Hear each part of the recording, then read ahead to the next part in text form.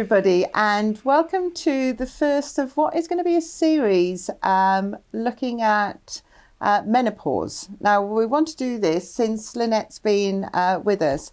We want to do this from a more inclusive point of view in lots of different protective characteristics, etc. But we thought we'd start today looking at menopause, and we have Jamie, head teacher of Ashbrook School, who's going to be an advocate for this this programme. Lynette, obviously, our Chief People Officer, and Caroline Wheeler, who is a nurse practitioner who specialises in women's health. So we've gone out to you, as you've seen in the newsletter, and asked if you've got any questions. We know it's a very difficult time, myself included. It's trying to make sense of how you are changing and how your responses to things might be different. And we really feel that this will add value to better understanding. We always think knowledge is power. And this is not just, if you are not female, please do not switch off. This is really important that you're here too. Okay, Caroline, can you introduce yourself and tell us why you're here? Absolutely. So thank you for inviting me. So I'm Caroline Wheeler. I'm a women's health specialist and nurse practitioner, predominantly working in the primary care sector, so GP practices. Most of my clinics now are women's health focused, so contraception, menopause, and then I do some private clinics as well. Brilliant. So can you kick off and tell us, is there a science behind this, or why do some of us feel like we are? Yeah, I mean, it's obviously something that all women will go through. And I think some women will sail through the menopause and get barely any symptoms at all. And I think it's really important then that we're not dismissive of those people that really do struggle. And there will be women that really struggle. And interestingly, the Women's Health Initiative study that was done showed that a third of women, and I think the statistics are probably more than that now, their symptoms will impact their work quite significantly. And we know that women do leave the workforce because of their menopause symptoms. I think one of the key things we have to remember is that those women that have suffered with postnatal depression, premenstrual syndrome or premenstrual dysphoric disorder, or have neurodivergence, so ADHD, quite often their menopause will be worse and they will struggle more.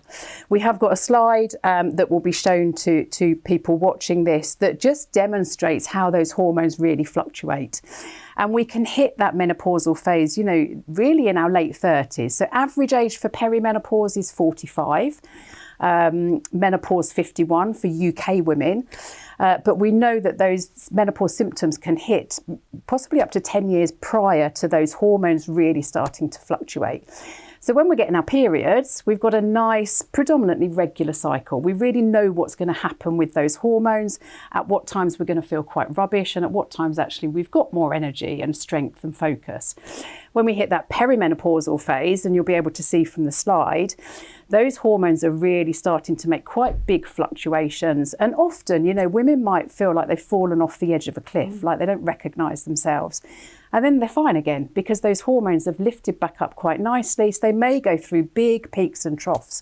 And it's really difficult then to predict how you're going to feel, really from day to day or week to week, because those hormones are fluctuating so much. But also they're in that natural steady decline as well. So once they get to that menopausal phase, those hormones really have flattened out. But that's not to say that symptoms do disappear at that time. And on top of that, one of the big things is we're starting to get a changing in that regular menstrual cycle as well. Well, wow. It's really helpful to know that it's part of a flow and that you aren't going mad, because I know I'm at different times I've felt that I have. So Lynette, you're going to ask some of the questions now, aren't you? Yeah, we sent out in last month's newsletter and just asked people if they've got questions that we could pose to Caroline on the sofa, to send in some questions. And I was really surprised at the number of questions that came in straight away. So it is a big topic out there, and it is one that we need to face into. So yes, we've got a number of questions. Some of them we've kind of linked together because they're along the same themes. But we just thought we'd go through as many as we can. Absolutely fine. And hopefully it'll help those people that have asked the questions, but also for others that will be going through the same kind of issues as well. I think, sorry, Lynette, before we start, I think it's important to remember that, you know, for most women going through this change in this phase, we really have now become that sandwich generation.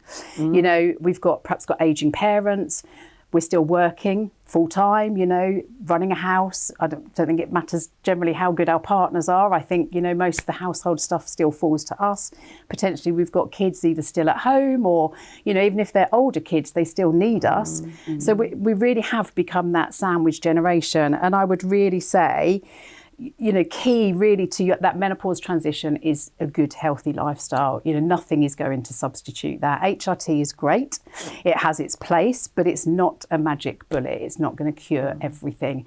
So, you know, you've really, really got to focus on getting your lifestyle right. And that's difficult, you know, because jobs are stressful. You know, certainly I've been a school nurse in the past, and I know just being in that environment, just the noise, the level of noise and the concentration that you need all day is tough. But so some things you can't change. You know, there are some stress factors that you can't change, but there will be lifestyle changes that you can make. And I would say they've got to be sustainable and they've got to be modifiable. You know, there's no point if you don't go to the gym saying, right, I'm going to go to the gym 5 days a week. You're not going to sustain that. It's not achievable for you. So look at your lifestyle and really think about those small changes that you can make that really can have quite big impacts.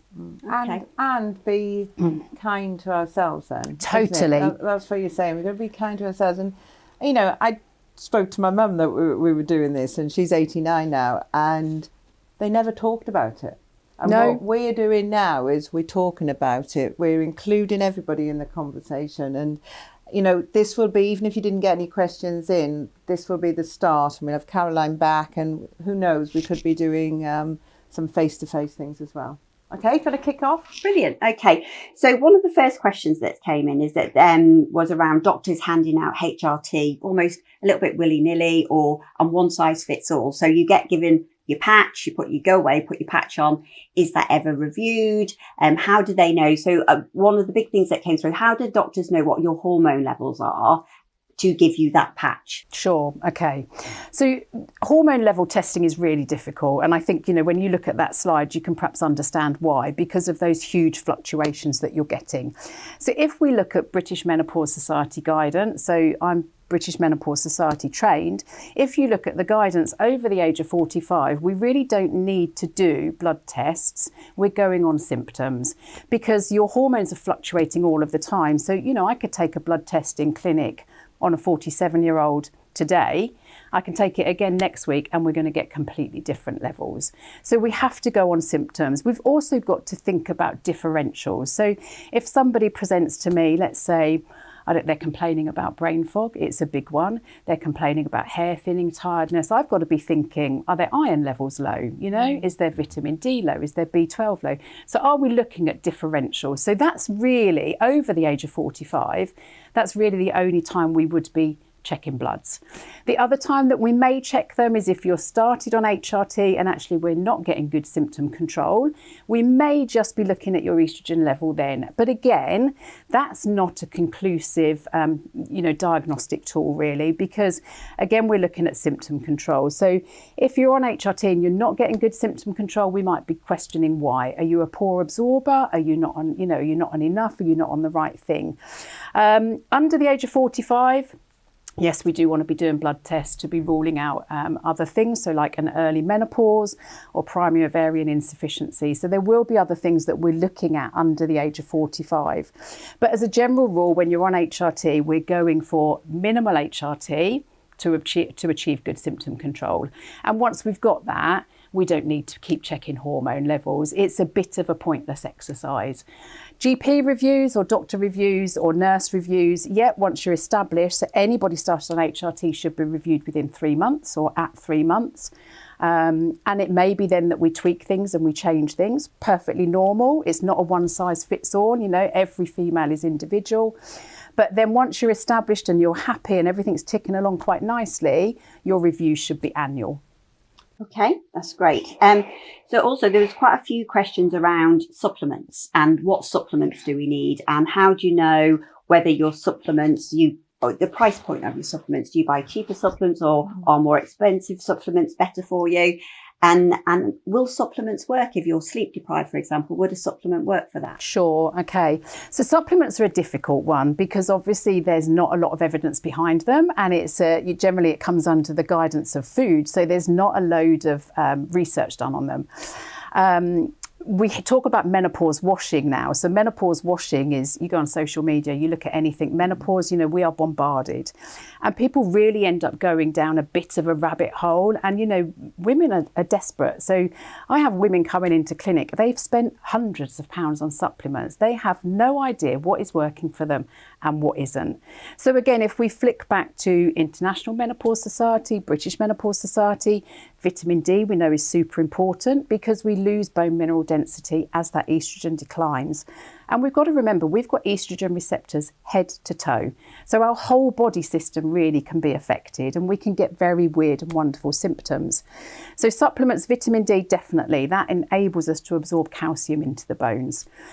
Things for sleep, things like magnesium glycinate have been shown to help. Hot flushes, night sweats, red clover can help, and that's sold over the counter as a supplement called Promensil that can be bought quite easily.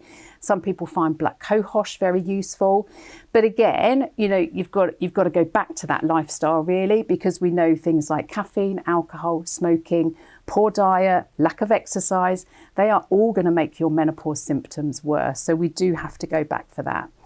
When you're looking at buying supplements, I think go for as natural as possible. So look at the ingredients on your supplements. If you're buying something really in your supermarket, if you look at that ingredients label, there will be a lot of ingredients in there that you don't recognise.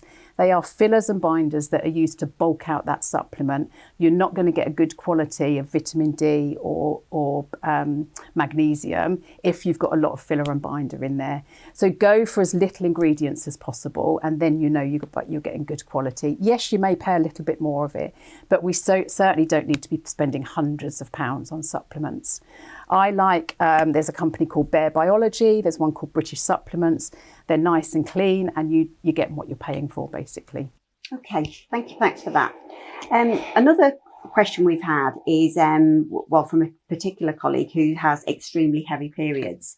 So she has a lot of concern around the amount of times, it's very difficult when you're in the classroom to get out, and she's having to leave the classroom nearly, every hour, or she feels that she needs to. So if, we've got colleagues that could be, in the classroom going on school trips, but if they're having extremely heavy periods, it's very difficult for them to do that.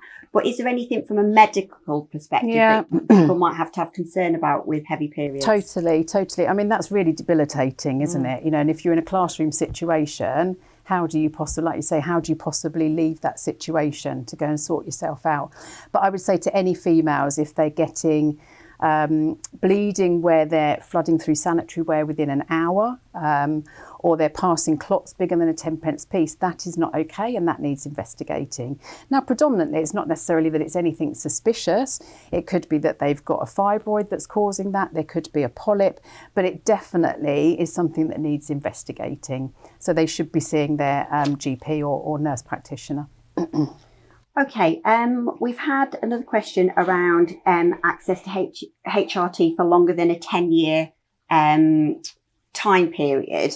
And also, if you start HRT in your early 30s, should you be then taking it, what's the kind of guidance around time limit about how long you should be on it, and the benefits of that, or if there's, risks to taking it for longer than that period of time. So very much now we prescribe what we call body or bioidentical HRT, and there's, people get confused about them. So body and bio are the same hormone. It's predominantly, we're prescribing estradiol and progesterone, testosterone in some situations. So the hormone, the active hormone, is actually the same. We do prescribe it orally as well, oral oral estrogen, but that then becomes a synthetic type of hormone. So if we go with body or bio, it's our best safety profile, and that's given in a variety of forms. And if you're put on it in your 30s, generally there's a reason why you're putting it on in your 30s, whether that's like a primary ovarian insufficiency or you've started that, that early menopause. But if it's for those reasons, the British Menopause Society guidance is that you continue that at least until the natural age of menopause, and that's 51 for women that are UK born. And I say women that are UK born because we know those women of African origin will often hit the menopause earlier. The Hispanic society, they will generally hit that menopause earlier as well.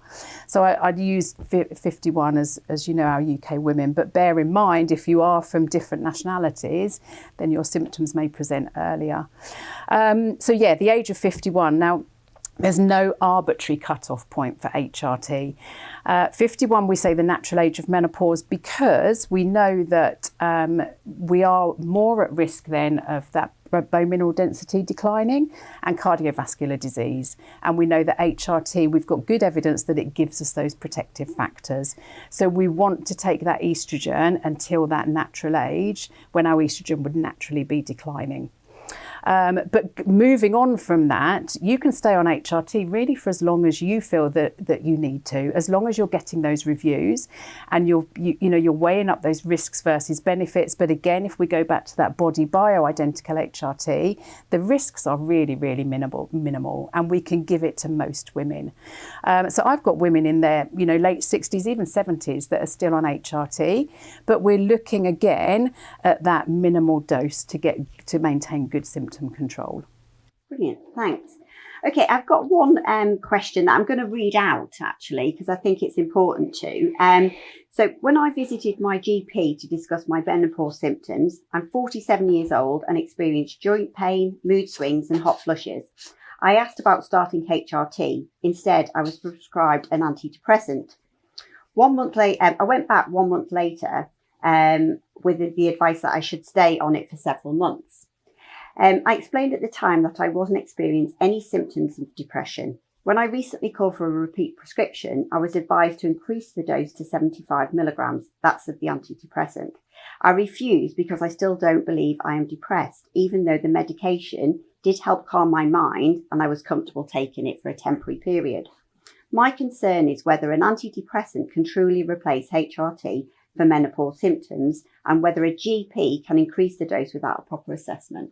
Yes, I find that quite shocking, really, because, 47, classic menopause symptoms, really, unless there's a reason that you cannot have HRT, then that should be the first line treatment. So I find it quite shocking that somebody's been put on antidepressants and then that's just been increased. And they've said they clearly know that they're not depressed. And I think, it's really important that we are listening to our bodies and we know ourselves. So HRT would be first line treatment.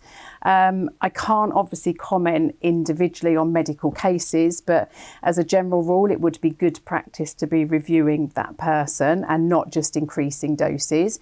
We do use antidepressants within menopause care and, we use them quite frequently. And that may be that somebody's on HRT, but, the anxiety is so extreme that we've got to bring in other tools in our toolbox, or perhaps they don't want HRT or they can't have HRT for somebody, let's say they've got a history of breast cancer and we can't give them HRT. So they are medications that we use, but to me, that's a classic HRT should have been used in that situation.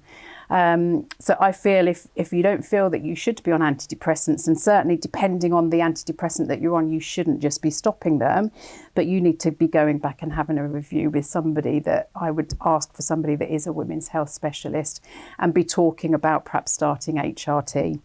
Okay. So working in a school can get very hot in the summer months. So we've had quite a lot around heat and the heat symptom questions.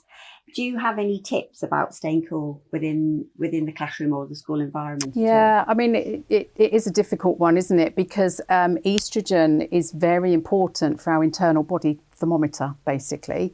So some women will get those extremes like hot flushes or, sweats in the day, and other women may actually feel quite cold in the day. and night. So, it is those extremes and it is difficult. But I think if you're really struggling with that, if you're not on HRT, it's perhaps worth exploring that if that's something that you're open to, because we know that it's very good at treating those vasomotor symptoms, so those flushes, those sweats. Otherwise, you can look at things again, like our antidepressants. We do use them for hot flushes and sweats. If for those women that don't want HRT or can't have HRT, there's also a new one out on the market now called fezolinetant. It's not quite on everybody's prescribing formulary within primary care, but it is available. So that's something that can be considered. But if you're not looking at those things, then things like your red clover can help, and the Promensil, they do a cooling spray that you can use. Really wearing clothes that are natural fibres. And again, I do go back to lifestyle a lot, because, if you're, let's say, you go home, you might have a glass of wine, it helps you unwind, but that will exacerbate all of those symptoms that you're getting. And, even talking about that around brain fog, we know that if we're getting, and I'm sidetracking a little bit, but we know if we're getting poor sleep, then that's going to have a huge impact. And I talk to all of my women about getting a really good sleep cycle, because, we can function without sleep for a day or two, but when that's becoming a constant, that's going to give you poor cognitive function, that your thermostat in your body won't regulate as easily. We're less likely to, or motivated to want to exercise. We make poorer dietary choices because we're tired. So we're looking for those foods that are going to give us that energy. So, it has a massive knock-on effect.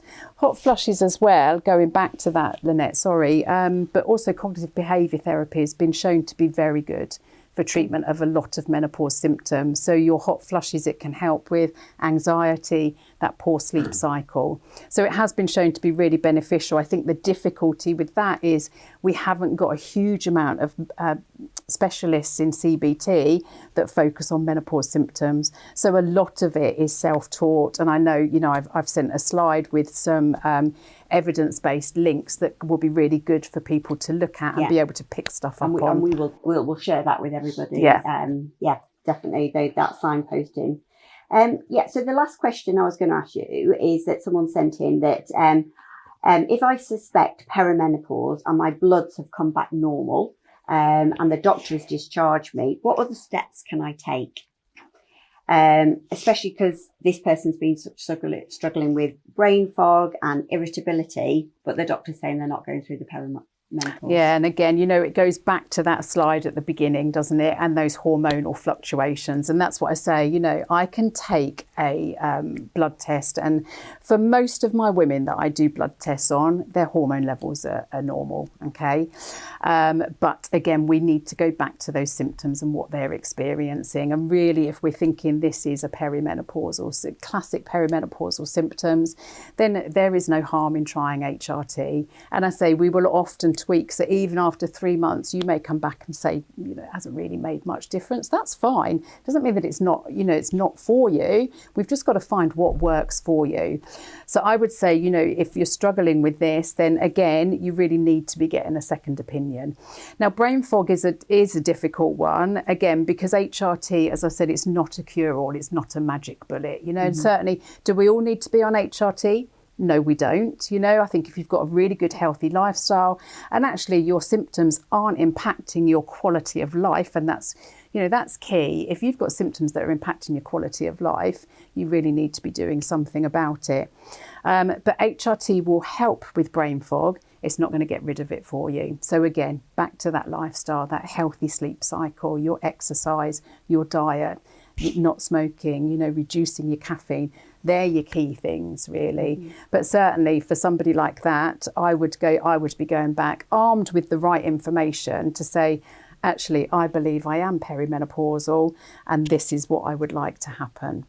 And I think as well, certainly in primary care, we've still got a lot of practitioners that shy away from HRT. They're still scared of using it, or say you can only be on it for a certain amount of time.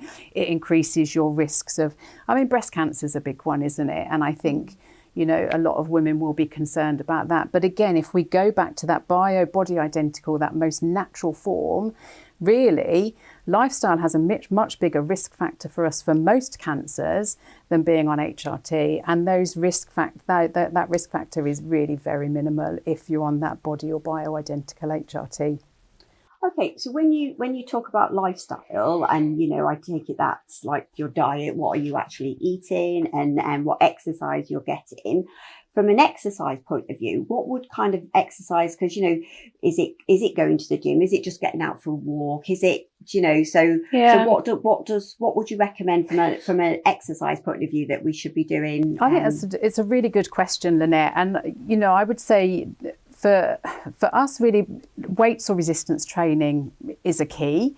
If you can introduce that in any way, shape or form, it might just be body weight that you're doing at home. You might have some resistance band. It might be a couple of tins of food. Doesn't really matter, because we lose lean muscle mass. So we need to retain that lean muscle mass. And that's where your strength training comes in. Also, it's super important as well for maintaining the strength of those bones, because we know that there's a big decline in bone mineral density as that estrogen starts to decline. But again, it goes back to that modifiable and sustainable. If you're not a gym bunny and somebody's telling you you've got to exercise, there's no point saying, right, I'm going to go to the gym 5 times a week. You're not going to do that. You're not going to sustain it. So it's finding something that you enjoy, and something is better than nothing. Okay, it could be, right, I'm going to start by doing 10 minutes twice a week. Doesn't matter. It's better than not doing anything. And actually, I think once you start to notice benefits, it becomes self-fulfilling, doesn't it? You want to do more. Your diet naturally probably gets better. You've got more energy. You're probably sleeping better. So it becomes a natural cycle, really, and part of your day-to-day routine. But I appreciate, if you've just finished work, you've got to go home, you've got to sort kids out. It's difficult. It's absolutely, and that's where you've got to be able to find that time and know what works for you. And we don't need to be spending, on gym memberships. You might not be able to afford that. Absolutely fine. There's plenty of stuff that you can find on YouTube for 10 minutes that's free. About the Wisdom app. The Wisdom app with the EAP. So that's obviously everybody within the trust. All of our colleagues have access to that Wisdom app, and it can be easily downloaded. And on this app, we have on there's lots of dietary advice. There's lots of podcasts on there as well, similar to this, around menopause and other well-being initiatives.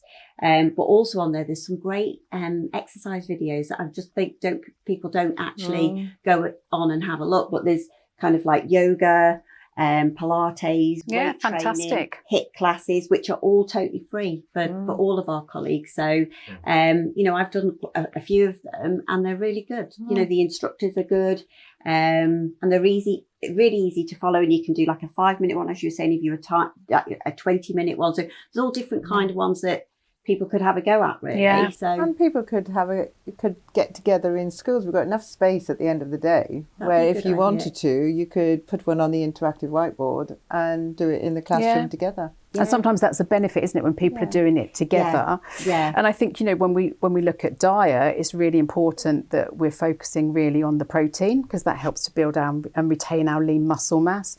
And we look at our fibre to keep us fuller for longer, because our metabolism does change. It slows. So a lot of women that I see, weight gain is an issue for them. And it is an issue. Our bodies are no longer 20 and 30. We're not going to burn fat like we used to. We store more glucose. So that glucose naturally turns to fat.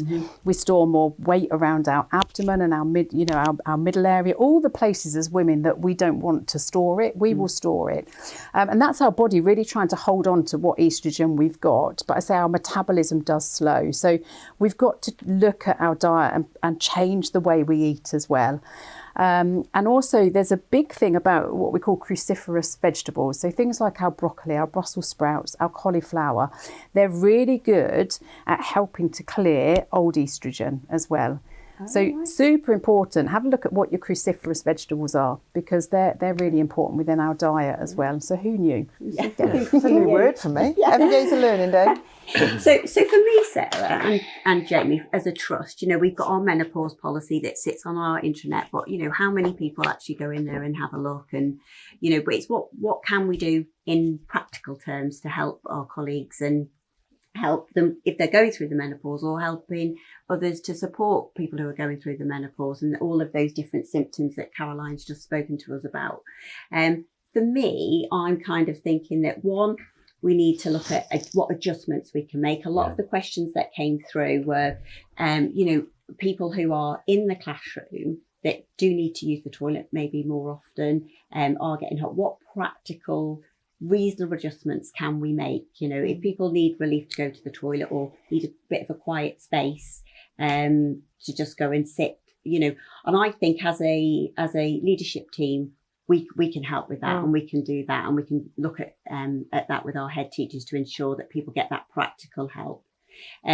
Another one is around training. So I'm thinking, yes, that we've asked all of our heads to read the menopause policy, but what do you think as a head might help, Jamie, from a training point of view, in the workplace?